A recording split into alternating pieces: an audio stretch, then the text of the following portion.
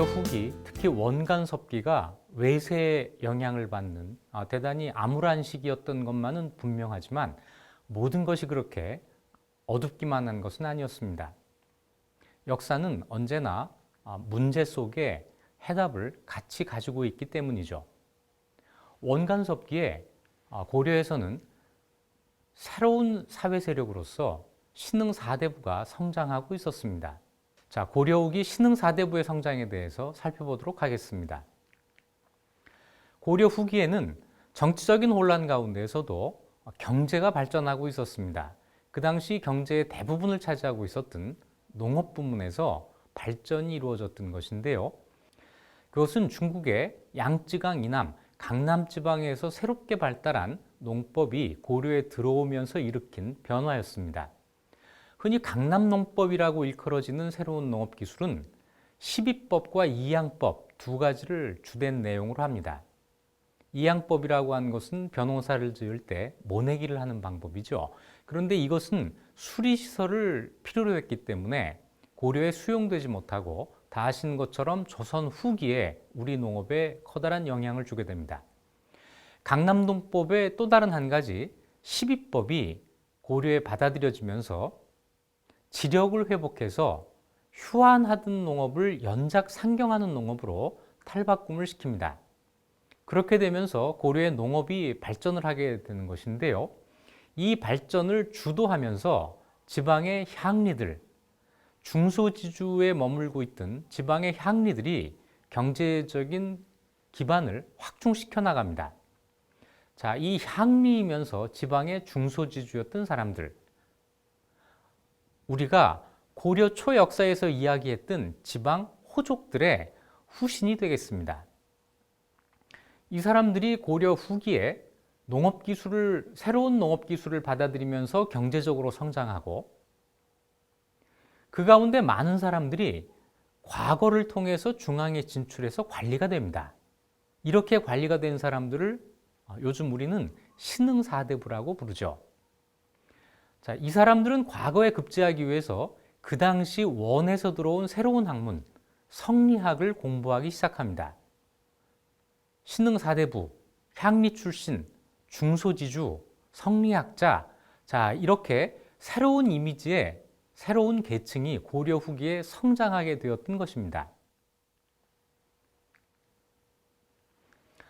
고려 후기에 원나라에서 성리학을 받아왔다고 알려져 있는 안향의 모습입니다.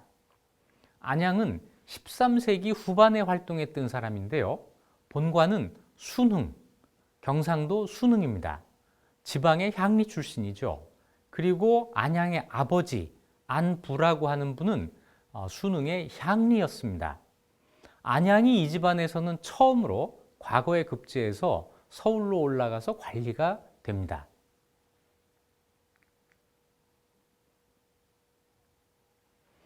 그 다음은 익제라는 호로 잘 알려진 이재현입니다. 역시 13세기 말부터 14세기에 걸쳐서 활동을 하는데요. 이재현도 본관이 경주이고 이 집안에서는 아버지 이진이 처음으로 과거에 급제해서 서울로 올라간 경우입니다. 할아버지까지는 호장, 다시 얘기해서 향리였습니다.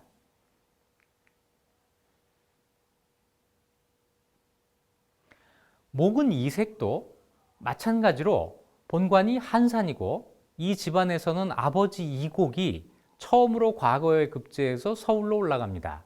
할아버지까지는 향리였습니다.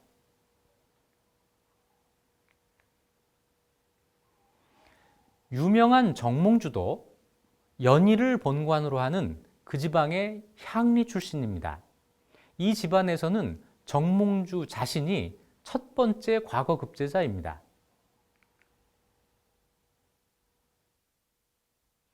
네, 정몽주의 라이벌이라고 할 수 있는 정도전도 봉화를 본관으로 하는 지방 향리 출신입니다. 그의 집안에서도 아버지 정운경이 처음으로 과거에 급제해서 서울로 올라갑니다.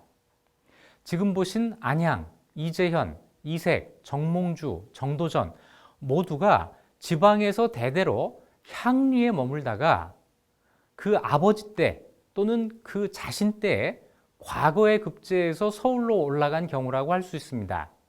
이런 사람들을 고려 후기에 신흥사대부라고 부르는 것이죠. 지방 사람이고 향리 출신이고 성리학을 받아들인 사람이라는 이 세 가지 공통점을 모두가 가지고 있습니다. 자, 이 사람들이 서울에 올라갔을 때 자기가 지금까지 공부한 성리학을 이 세상에서 펼치려고 했을 때 이들은 아마 커다란 좌절감을 느끼게 되었을 것입니다. 먼저 이 사람들이 성리학자로서 가지고 있었던 포부에 대해서 살펴보겠습니다. 성리학이라고 하는 것은 중국 북송에서 발달한 신유학의 한 갈래입니다. 이 신유학은 북송대 사대부에 자신감과 책임의식이 반영되어 있는 새로운 학문이라고 알려져 있습니다. 예를 들어서 북송의 대표적인 신유학자였던 주돈이는 이런 말을 합니다. 산은 현인이 되고자 하고 현인은 성인이 되고자 하고 성인은 하늘이 되고자 한다.